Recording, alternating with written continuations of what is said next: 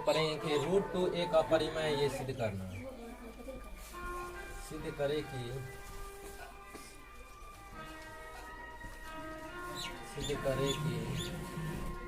√2 एक अपरिमेय संख्या। ये कौन सा है? अपरिमेय संख्या। ये सिद्ध करना है अपरिमेय संख्या है।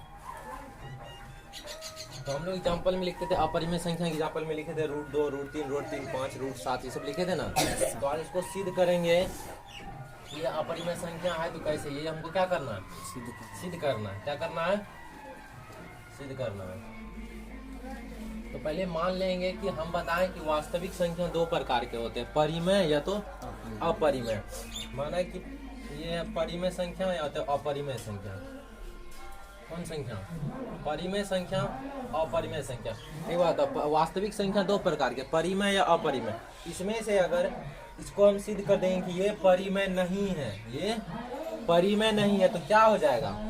अपरिमेय। अगर वास्तविक संख्या दो ही प्रकार के होते हैं, परिमेय और अपरिमेय, अगर उसको हम सिद्ध कर देंगे, हमको ये नहीं सिद्ध करना है कि ये अपरिमेय, हमको ये सिद्ध कर देना है कि √2 परिमेय नहीं है। परिमेय नहीं। अगर ये सिद्ध कर देंगे कि √2 परिमेय नहीं है तो क्या हो जाएगा? वो अपरिमेय हो जाएगा। तो हम लोग √2 को अपरिमेय न सिद्ध करके हम लोग ये सिद्ध करेंगे कि √2 परिमेय नहीं है, परिमेय नहीं है। इसके लिए हम लोग पहले मान लेंगे कि माना कि √2 परिमेय संख्या है। क्या मान लेंगे? परिमेय संख्या है। क्या है? परिमेय संख्या। क्या मान लिए? √2 क्या है? परिमेय संख्या। और हम बताए थे कि परिमेय संख्या किस रूप में रहता है? p/q के रूप में। इसका मतलब √2 बराबर क्या हो जाएगा? p/q के रूप में। अर्थात ये किस रूप में होगा? और जहाँ pq क्या है? जहाँ pq पूर्णांक है, जहाँ pq क्या है? पूर्णांक है और q बराबर 0 नहीं, q बराबर 0 नहीं होता। ठीक है, तो हम इसको क्या करेंगे? ये क्रॉस मल्टीप्लाई कर लेंगे। क्रॉस मल्टीप्लाई, इसके नीचे में कुछ नहीं तो 1, ये इससे क्रॉस हो जाएगा, ये से तो क्रॉस मल्टीप्लाई इधर क्या हो जाएगा? √2q हो जाएगा। क्या हो जाएगा? √2q। और इधर क्या हो जाएगा? ये p हो जाएगा। इधर क्या हो जाएगा? p हो जाएगा। क्या हो जाएगा? p। हम लोग क्या करेंगे? दोनों तरफ स्क्वायर कर लेंगे। दोनों तरफ क्या कर लेंगे? स्क्वायर, यानी दोनों तरफ वर्ग करने पर, दोनों तरफ वर्ग करने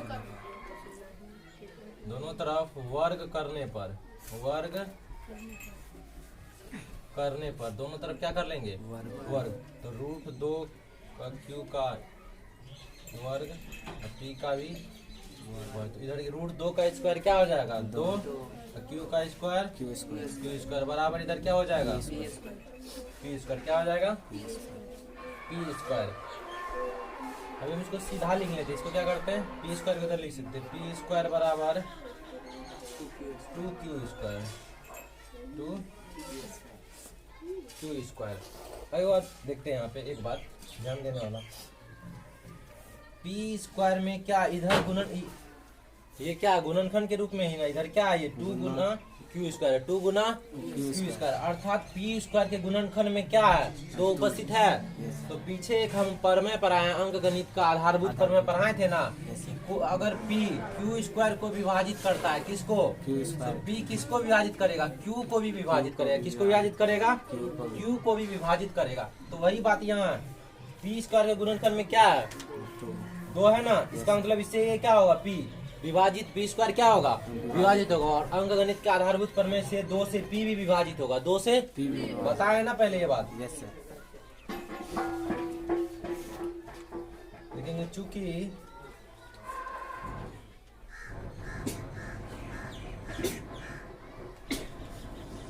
इसको मान लेंगे समीकरण 1, इसका काम आएगा आगे। हम मान लेंगे, लिखेंगे चूंकि p स्क्वायर किससे विभाजित है? किससे विभाजित है? 2 से है ना। इधर गुणनखंड में जो भी संख्या, जैसे 6 के गुणनखंड में 2 गुना 3 आया था, इसका मतलब 2 से ये 3 क्या होगा? कटेगा। तो इसी तरह p स्क्वायर गुणनखंड में 2 है, चूंकि p स्क्वायर 2 से विभाजित है, 2 से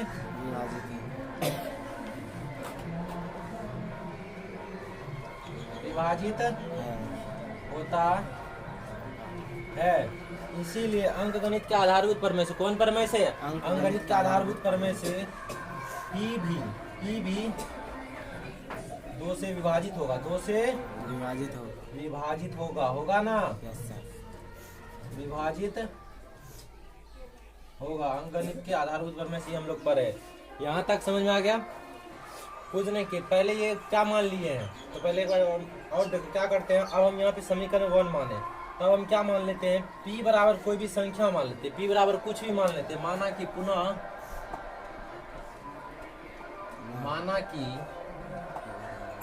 p बराबर कुछ ही मान सकते हैं। p बराबर मान सकते हैं 2x। क्या मान सकते हैं? 2x मान सकते हैं। p बराबर कितना मान लिए? p बराबर कितना मान लिए? 2x। अब यहाँ समीकरण 1 में p के मान रख देंगे। समीकरण 1 में क्या करेंगे, p का मान रख देंगे। p माना कि p बराबर 2x, p का मान समीकरण 1 में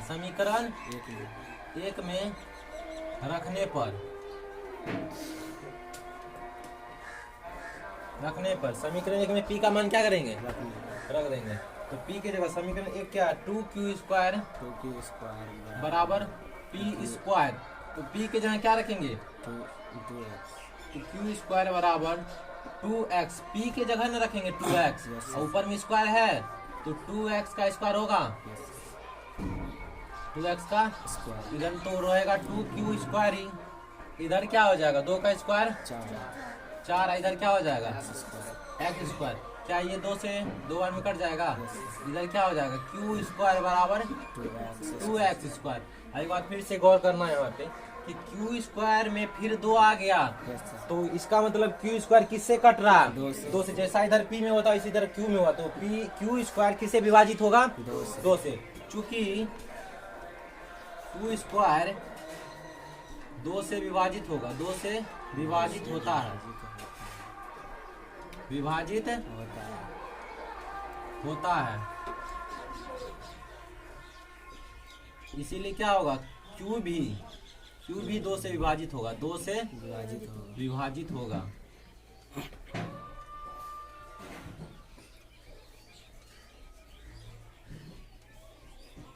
क्या होगा, 2 से विभाजित। कौन प्रमेय से, अंकगणित के आधारभूत प्रमेय से।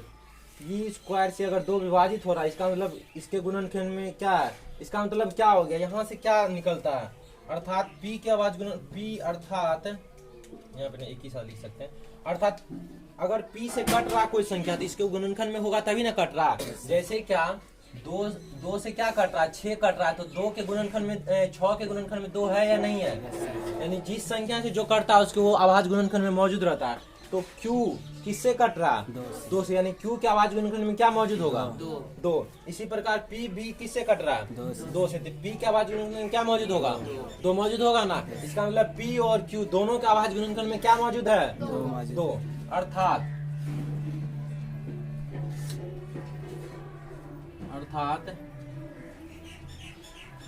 P तथा Q दोनों के आवाज गुणनखंड में, दोनों के आवाज गुणनखंड में एक के अलावे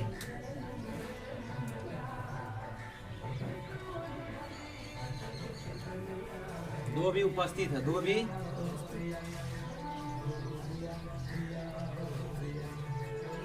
देखो यहाँ क्या क्यों लिखे हैं 2 के अलावा, क्योंकि कोई भी संख्या है ना, वो 1 से उसके आवाज गुणनखंड में 1 तो मौजूद रहेगा। कैसे, 6 को हम लिख सकते हैं ना 1 गुना 2 गुना 3, तो 1 जो है ना सभी में मौजूद रहता है, 1 सभी में मौजूद रहता है। तो इसमें 1 तो है ही, तो 1 के अलावा और क्या मौजूद है, 2 भी मौजूद है। क्या है, 2 भी मौजूद है। अर्थात p/q परिमेय संख्या नहीं होगा, p/q परिमेय संख्या क्या होगा, नहीं होगा, क्योंकि 9 क्लास हम पढ़ा है कि परिमेय संख्या का में अगर आवाज परिमेय संख्या के आवाज गुण का 1 और 1 केवल उभयनिष्ठ संख्या 1 होता है।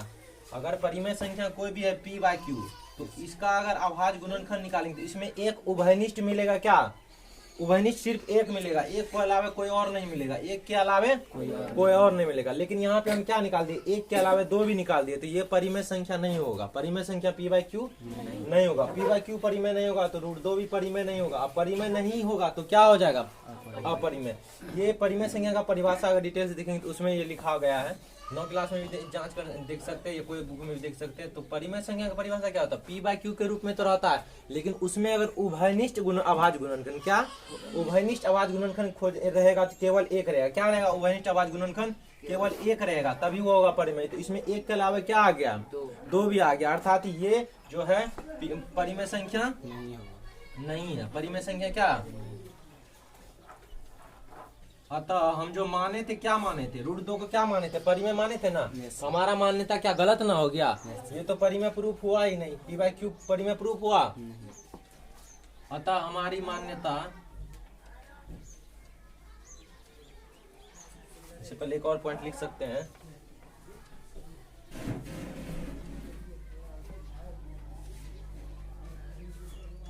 इसलिए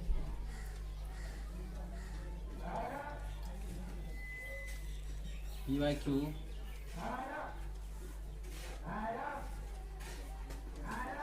परिमेय संख्या नहीं है, परिमेय संख्या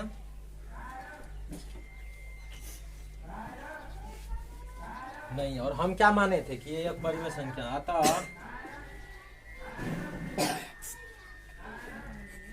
हमारी मान्यता गलत है।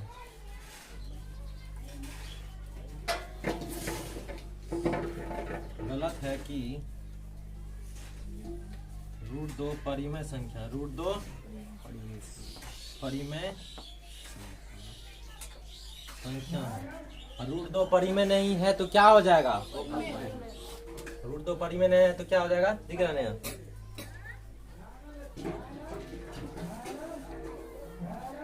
अर्थात √2 अपरिमेय संख्या, क्या अपरिमेय संख्या।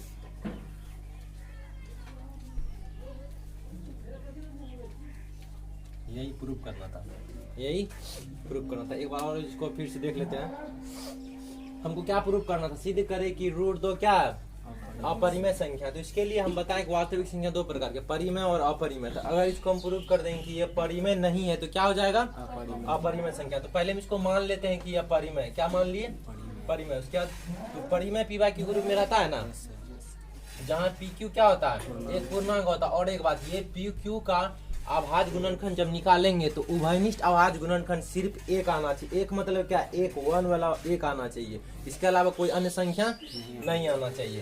तो यहाँ इसको मान ली पी बाय क्यू, तो क्रॉस मल्टीप्लाई कर दिया ऊपर नीचे, तो क्या हो गया, √2q बराबर p हो गया। दोनों तरफ क्या कर दिए, वर्ग कर दिए, दोनों तरफ क्या कर दिए, तो √2q दोनों का होल स्क्वायर, तो √2 का स्क्वायर 2 और q का स्क्वायर तो q स्क्वायर, इधर क्या हो गया, p स्क्वायर है गया, उधर हो गया। तो अब इसको हम मान लेंगे समीकरण 1, क्योंकि इसका हम आगे इस्तेमाल करेंगे। अब इसको सीधा लिख लेंगे p स्क्वायर, तो ये क्या, तो अब इसको सीधा करके ले लिए p स्क्वायर को इधर, q √2q स्क्वायर को इधर, तो इससे कोई फर्क नहीं पड़ता, इसी रहेगा। तो आप देखेंगे p स्क्वायर बराबर 2 गुना q स्क्वायर, ये गुना के रूप में, इसका मतलब p के गुणनखंड में क्या मौजूद है, 2, p के गुणनखंड में क्या मौजूद है, 2। इसका मतलब अगर गुणनखंड में जो भी मौजूद रहता है वो उसको विभाजित करता नहीं, भाग उससे पूर्ण लग जाता है, यह बात ये पहले ही पढ़ा चुके। 2 से इसका मतलब पी स्क्वायर क्या कट रहा है, पी स्क्वायर 2 से विभाजित है। पी स्क्वायर किससे विभाजित है, 2 से, तो इसीलिए पी भी क्या होगा, किससे विभाजित होगा, 2 से विभाजित होगा। क्यों, अंकगणित के आधारभूत पर मैं से पढ़ा चुके, इसको बार बार एक ही बात को समझाना, पीछे का याद रहना चाहिए, तभी तो आगे समझ में आएगा।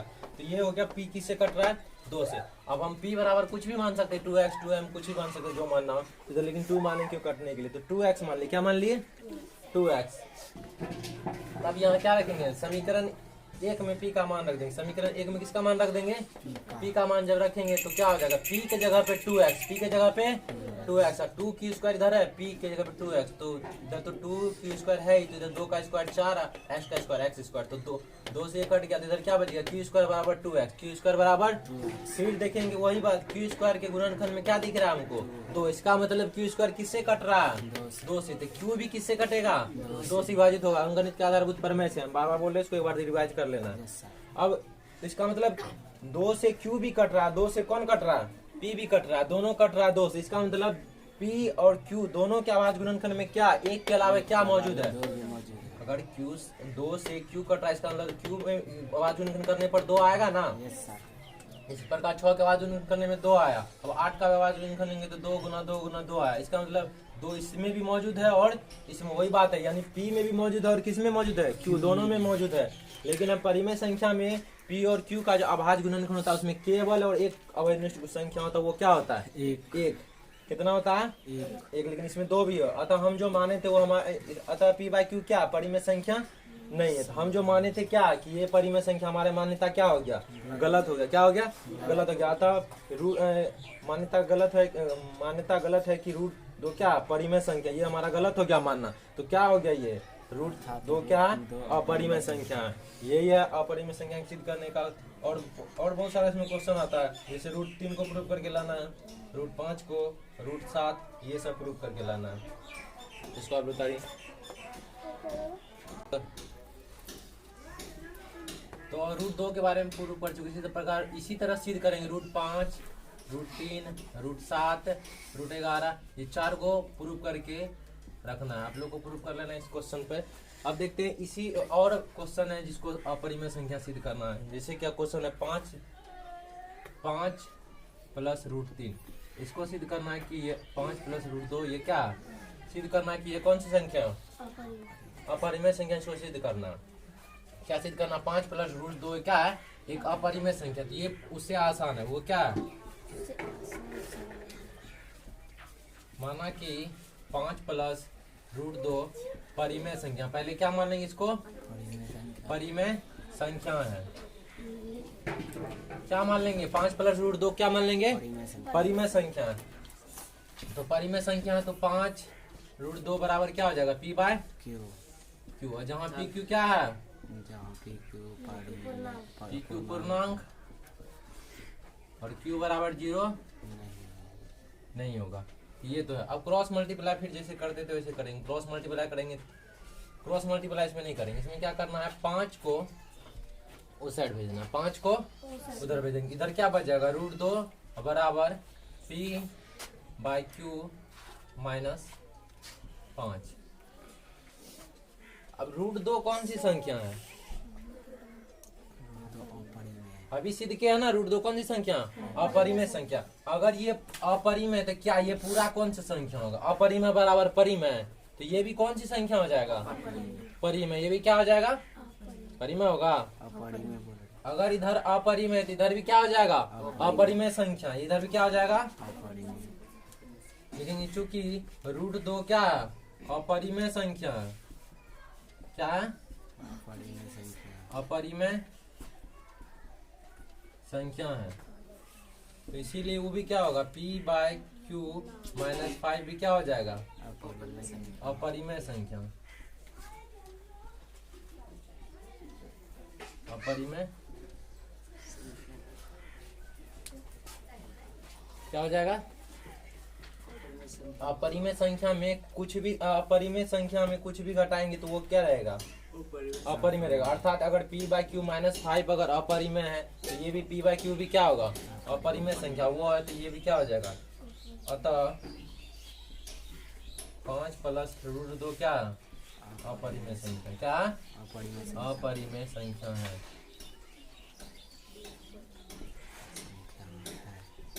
ये आसान, इस टाइप का जो भी रहता है ना वो आसान रहता है। ये अगर लिखा हुआ रूट 3 प्लस 1 या 5 माइनस रूट 2 7 प्लस रूट 3, इस टाइप का जो भी है आसान। इसमें बस एक साइड हमको ये रूट 3 वाला रूट 2 वाला कर रख देना, बाकी उधर जो है वो भी हो जाएगा। इधर अपरिमेय पहले से सीधा सिद्ध कर चुके हैं ना, तो जब अपरिमेय तो ये भी क्या होगा, पूरा संख्या अपरिमेय, तो इसीलिए 5 प्लस रूट 2 भी कौन सी संख्या हो जाएगा, अपरिमेय संख्या। तो यहाँ पे क्या है, ये आसान क्वेश्चन है। पहले वाला सीट के तो वो थोड़ा डिफिकल्ट है इससे। तो यहाँ क्या देखेंगे, ये P बाई Q क्या है, परिमेय है ना। परिमेय में कुछ भी घटाएंगे, परिमेय में अगर परिमेय ये 5 क्या परिमेय संख्या है ना, 5 का सिर्फ बात कर रहे हैं, ये 5 क्या है बोले तो सभी प्राकृतिक संख्या परिमेय संख्या से, ये परिमेय संख्या। परिमेय में कुछ भी परिमेय अगर घटाएंगे, परिमेय में कोई भी परिमेय घटा देंगे तो वो क्या प्राप्त होगा, परिमेय क्या प्राप्त होगा, परिमेय। इस पॉइंट से क्या समझ में आता है, इधर क्या रूट 2 क्या अपरिमेय, इधर क्या है अपरिमेय, क्या है अपरिमेय। और इधर हम P बाई Q को परिमेय माने थे, परिमेय में अगर परिमेय घटाएंगे तो परिमेय ही प्राप्त होगा, तो इधर क्या है परिमेय। अपरिमेय बराबर परिमेय, ऐसा कभी हो सकता है? नहीं, यह संभव नहीं है, यह संभव नहीं है। संभव नहीं है। इसलिए अब ये पॉइंट उतार देंगे, इसका लिए लिख देंगे। तो लिखने का अपना तरीका है कि कैसे समझते। ये कभी संभव है अपरिमेय बराबर परिमेय होगा? क्योंकि ये वास्तविक संख्या का दो अलग अलग है। जैसे कि ए और बी दो संख्या अलग अलग संख्या, तो कभी ये दोनों आपस में बराबर हो सकता है? नहीं हो सकता। जैसे मान लेंगे अगर कोई संख्या के अंदर ही लेंगे, अगर ये 5 है और ये अलग संख्या है, अगर 7 है, कुछ भी है, तो क्या आपस में दोनों बराबर होगा? नहीं। यहाँ तो ये दोनों जब परिमेय में भी आपस में बराबर नहीं हो सकता। तो ये तो संख्या का नाम ही अलग है, परिमेय और अपरिमेय दोनों का भी बराबर होगा? नहीं हो सकता। तो ये संभव नहीं है। अर्थात हम जो माने थे वो हमारी मान्यता क्या है? गलत। हमारी मान्यता क्या है कि रूट लिखने का अपना अपना तरीका है। तो इस अतः क्या हमारी मान्यता क्या है कि गलत है कि ये क्या परिमेय संख्या, इसलिए क्या हो जाएगा? अपरिमेय संख्या हो जाएगा। तो इस टाइप का जो भी बुक में सवाल होगा आप लोग उसको ट्राई करके बना लीजिएगा। और जो भी इससे पहले दिए थे रूट 2, रूट 5, रूट 7, ये सबको भी बना के लाना है। बाकी अगली क्लास में लोग देखेंगे।